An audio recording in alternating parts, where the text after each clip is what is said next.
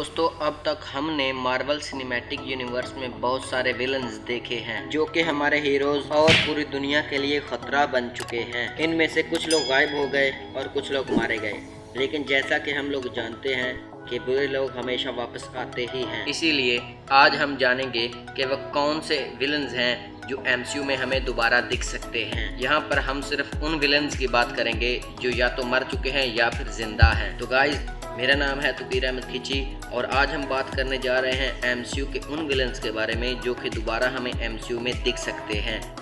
सबसे पहले तो मैं आपको ये बताना चाहूँगा कि जो भी विलन्स की बात मैं यहाँ करने जा रहा हूँ वो सिर्फ एक पॉसिबिलिटी है, ज़रूरी नहीं कि ऐसा मूवीज़ में भी हो। तो सबसे पहले बात करते हैं उन विलन्स की जो कि अभी जिंदा है। इस लिस्ट में सबसे पहला नंबर उसका है जिसे आप में से बहुत सारे लोग भूल चुके होंगे। एक ऐसा विलन जिसने हमारे हल्क तक को भी पिछाड़ दिया था और वो है एबोमिनेशन। एमसीयू की second movie the incredible Hulk में दिखने वाला ये विलन अभी भी जिंदा है। एबोमिनेशन ताकत के मामले में हल्क से भी ज्यादा ताकतवर है, इसीलिए वो हल्क को मार सकता था, लेकिन हल्क ने अपनी गर्लफ्रेंड को बचाने के लिए उसे हरा दिया। पर हल्क ने उसे जान से नहीं मारा बल्कि उसे जिंदा छोड़ दिया।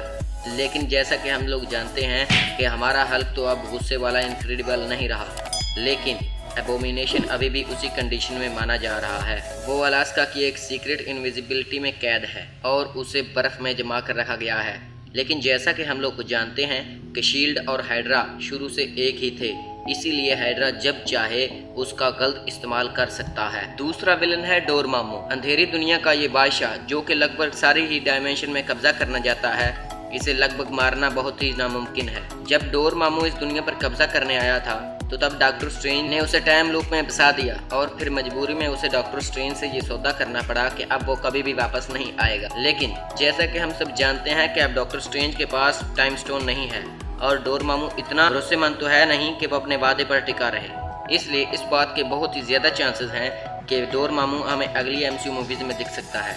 तीसरे नंबर पर आता है रेड स्कल। यूहान श्मिड जो कि एक जमाने में हाइड्रा का एक लीडर था, उसे अपने बुरे इरादों की वजह से एक शराब मिला कि वो सीधा वॉरमेट प्लेनेट पर जा पहुंचा और वहां वो सोल स्टोन का रखवाला बन गया, जहां वो सोल स्टोन की खोज में आने वालों को गाइड करता था। लेकिन जैसा कि हमने इन्फिनिटी वॉर में देखा कि थैनोस ने सोल स्टोन हासिल करने के बाद उसे डिस्ट्रॉय कर दिया था और अब सोल स्टोन नहीं रहा, इसलिए अब रेड स्कल आज़ाद हो सकता है। रेड स्कल ने जहां से टेज़रक उठाया था वहां उसे एक किताब भी मिली थी, बुक ऑफ यग्drasil।